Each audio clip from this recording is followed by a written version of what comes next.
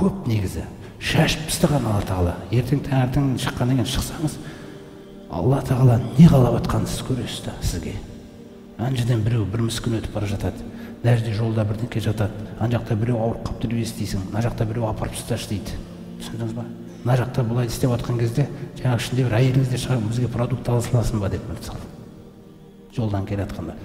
Соның барлығы шындап келгенде не? Соның бәрі шындап келгенде Алла Тағаланың разылығы қай жақта? Сізге сол нәрселерге қарай жүгіру керексіз да. Міне, Алланың бақылауы деген нәрсе осы нәрсеге жеткізеді бізді. Сондай-ақ Ар-Рози өзінің оқиғасында жаңа естіген шығарсыздар, бір оқиғаны келтіреді. Баланың тәрбиесі де өте маңызды. Бала деген нәрсе жаңа шындық. Мысалы мектептен 2 алып келсе балаңыз, ешқашан ұрыспаңыз. Балаңызға айтады, 2 алып қойдың ба? Кел, қай сабақтан? Мен мына сабақтан. Кел, ертең мынаны 2-ні 5-ке жөндейікпіз.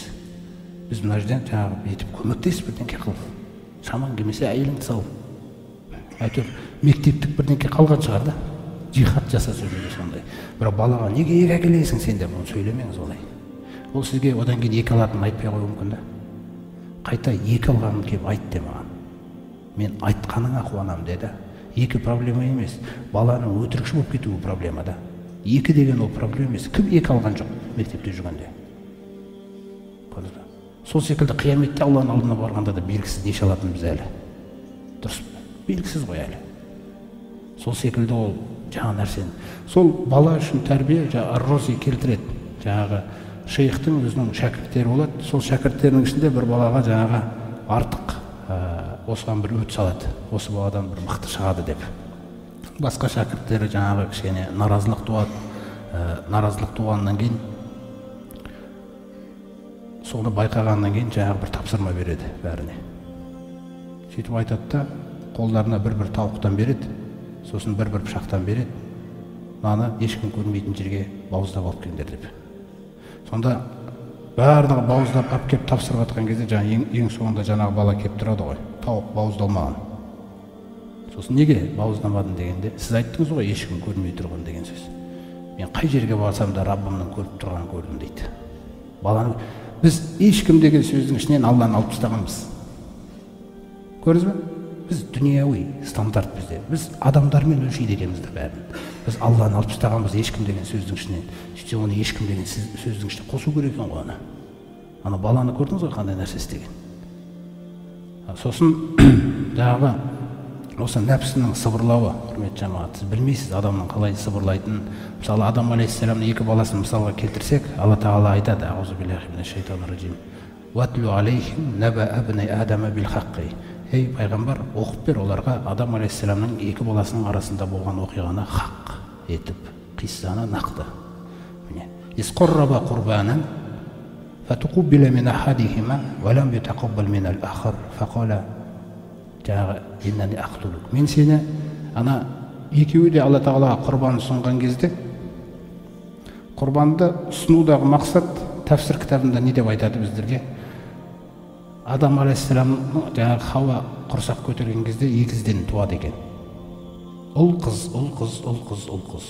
Сөйтіп Адам алейхиссалам сол кездегі Алла Тағаланың көрсеткен шариғаты бойынша өзіне әркім екінші сыңардағы қызға үйлену керек та. Өзінің сыңарына емес. Міне солай істеп жатқан кезде қабылдың сыңары әдемі болады. Қабыл бергісі келмейді, бермеймін дейді мен өзімдікіне. Әбілдің сыңары дәния деп айтады, өңі онша емес. Сонымен жаңағы мен өзімдікіне өзім үйленемін деп қоймайды ол. Мінез ғой. Жаңағы жердің бет Алла Тағаланың жәннат Адам алейхиссаламға ең бірінші тәкаппарлықты жасаған сол шайтан болса, жердің бетінде тәкаппарлықты бірінші жасаған осы адамның жаңағы Қабыл деген баласы болды да.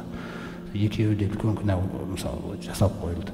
Сол кімнің құрбандығы қабыл болады, сол үйленеді дейді ғой.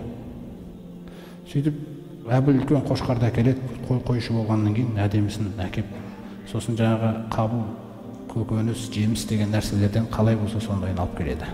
Муроқаба, Алла Тағала қарап тұрма, көріп тұрма, разыма деген нәрселер жоқ. Сонымен ол кезде пайғамбар саллаллаху алейхи айту бойынша ана садақа құрбандықты қабыл алу үшін от келеді деген Алла Тағала тарапынан. Кәдімгі мынандай от деген шар ол кездерде олар көре беретін оны. Келіп қайсыныкін Алла Тағала қабыл дейді, соны алып кетеді, бітті жоқ болып кетеді. сонымен жаңағы қошқар жоқ болып кетеді да. Сол кезде айтады ғой, мен сені өлтірем дейді, қабыл айтады. Осы нәрсеге көңіл бөлді. Мен сені өлтірем дейді да. Кім сөйлеп жатыр? Ішкі жан, шайтанды кірістірген жоқ Алла Тағала. Адамның өзін айтып отыр да. Мен сені өлтірем деді. Сонда ол айтады, мәселе бұда емес. Иннама ятақаббалуллаху минал муттақин. Алла Тағала тақуалардан ғана қабыл алам деді ғой.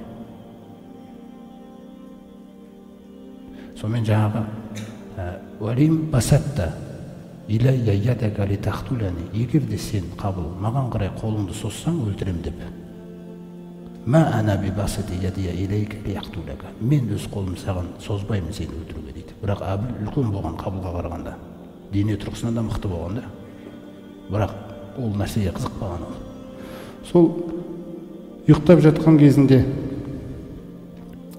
мына аятқа назар аударыңыздар. Фаттауғат лаху нафсуху. Нәпсісі көндірді дейді Қабылды. Шайтанды кірістірген жоқ. Адам нәпсімен де кісі өлтіру мүмкін екен да өзінің. Көрдіңіз бе қандай мәселе? Іштегі нәрседен сақтану керек та. Сонда барады да жаңа бір тасты басына лақтырып өлтіріп қойған ғой ағасын. Фа асбаха минал хасирин. Сөйтіп қасіретке ұшырады. Өлтіргеннен кейін, кейде адамды шайтан бір іске itергеннен кейін, шайтанның өзі де білмейді екен, анау адамның ана істі істеуі мүмкін ба, мүмкін емес, түсінесіз бе? Әсіресе жаңағыдай кісі өлтіру деген нәрселер келген кезде, ана адамға кәмәсәли шайтони, шайтанның мысалы дейді, адамға келеді да укфур, бір күпірлік істеші деп айтады дейді оған. Күпірлік жаңағы ойды салады ғой жалпы, бір нәрсені істе деп. Фәләммә кафара, сөйтіп адам соны істеп жіберсе дейді, шайтан қорқып кетеді дейді. Мә, мына істейді екен ғой деп. Иннани барию минка, менің қатысым жоқ саған. Ана жерде инни ахафуллаха раббал аламин, мен әлемдердің Раббысы Алладан қорқамын деп қашады екен. Ол сұнған кезде де анау істейді деп ойламайды екен ол. Ал істеп жүрген кезде мә, мына қорқыныш жаратылса екен ғой деп қашады екен ол. Өзінікі жаңағы адастырып жүргендері бәрі ештеңке тұрмай қалады оның өзінде. Салыстыру бойынша. Сондықтан жаныңыз сыбырлап жатқан кезде біз байқаңыз. Мысалы, туысқанмен отырған кезіңізде, кез келген жағдайда, мысалы дастарханда отырған кезде, ана жерде бір нәрсе дұрыс болмай қалса, сол жаныңыз бірдеңкені айтқысы келіп тұрады. Айттырғысы келіп тұрады.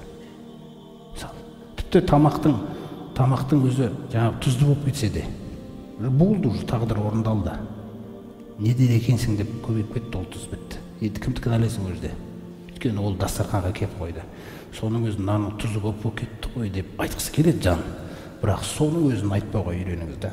Өйткені Алла Тағалаға жақындау, құрметті жамағат, ол өте маңызды нәрсе. Әрбір ісіңізді тозаң салмағына дейін қасында көтереді да.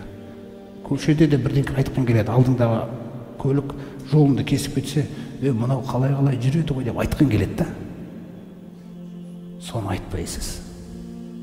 Әрбір мына жақ айт деген нәрсені айта бермеңіз да. Сонда пайғамбарымыз саллаллаху алейхи айтады: "Иннака лан тазалу жаңағы сәлимен мәсәкатта." Қаншалықты үндемейсің, жаңа айтатын кездерде, соншалықты аман қаласың дейді. Қашан сөйлеп жүрсең гарантия жоқ дейді. Сондықтан мен сомата нәжа дейді пайғамбарымыз. Кім үндемеді, сол құтылды дейді. Яғни көптеген жағдайлар бар. Көңіліңдегі нәрсе келіп тұрған кезде үндемесең құтылдың деп жатыр да пайғамбарымыз салса. Сондықтан сөз мәселесі үлкен болайық, кіші болайық, көңілге тиеді біреудің. Қандай жағдайда болсын. Жаңағы біреумен сөйлесіп жатқан кезіңізде де біреуге жаңағы қатысы жоқ нәрсенің өзіне де сұрамауға тырысыңыз. Тілді бақсақ біз, тілді бақсақ. Осы Рамазанда да бұл керек та, бұны бағу. Өйткені онсыз Рамазанымыз кішкене жаңағы сапасыз болып қалуы мүмкін да, қабыл болмайды деп айтамаймыз. Бірақ сапасыз болып қалуы мүмкін. Өйткені пайғамбарымыз саллаллаху алейхи айтады: "Инна ар-раджула ла янсарифу мин салатихи." Адам намазынан шыққан кезде дейді, яғни ассаламу алейкум рахматуллах, ассаламу алейкум рахматуллах деп намазымыздан шыққан кезімізде жаңағы ма кутиба лаху илля ушру салатихи дейді. Ол намаздан шыққан кезде оған дейді намазының 1/10 бөлігі ғана жазылады. Қараңыз. Намазының 1/10 бөлігі ғана жазылады дейді. Не 9/1 бөлігі, не 8/1 бөлігі, не 7/1 бөлігі деп кетеді хадистің аяғына дейін. Не жартысы дейді. Көрдіңіз бе?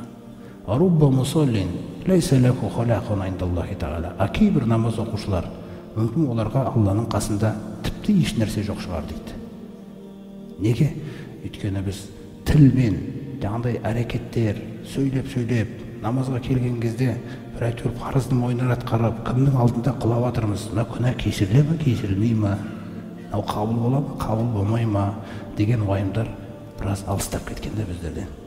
Сондықтан Алла тағаланың жаңағы үш есімі, бәрін естуші, бәрін көруші, бәрін білуші, бақылаушы деген нәрселер.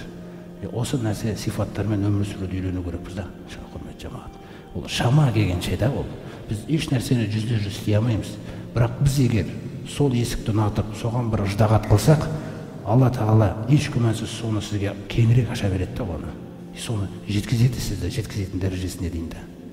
Өйткені ол сіздің ыждағатыңызды, тырысып жүрген, нәпсіңізбен күресіп жүргеніңізді ешқашан жоймайды да.